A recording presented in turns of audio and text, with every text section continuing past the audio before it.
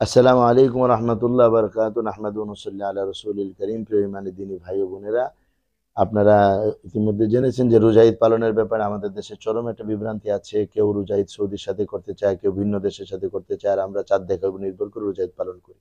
এ ব্যাপারে সবাই যার যার পক্ষ থেকে দলিল পেশ করে থাকে এবং দলিলের ব্যাখ্যা বিশ্লেষণ করে থাকে, ফলে জনমতে এটা চরম বিভ্রান্তির সৃষ্টি হয়ে আছে।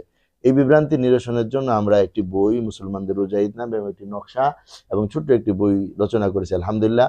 এর মাধ্যমে এই পর্যন্ত যাদেরকে আমরা এটা নিয়ে আলোচনা করেছি, সুন্দরভাবে এটা বোঝানো সম্ভব হয়েছে।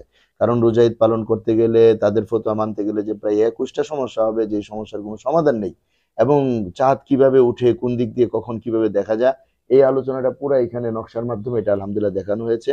আর বিস্তারিত আলোচনা বইয়ের মধ্যে করা হয়েছে, যার মধ্যে তাদের সেই 21টা সমস্যার সমাধান এবং সবগুলো আলোচনা আলহামদুলিল্লাহ এর মধ্যে রয়ে গেছে। আমরা যদি বই এবং এই নকশা সংগ্রহ করি, ইনশাআল্লাহ খুব সহজেই আমরা এটা বুঝতে পারবো এবং আমরা সমস্ত ধরনের জটিলতায় বেঁচে থাকতে পারবো। আমাদেরকে কিংকর্তব্য বিমূঢ় হতে হবে না। আমরা এই বিষয়টা ইনশাআল্লাহ বুঝতে পারবো।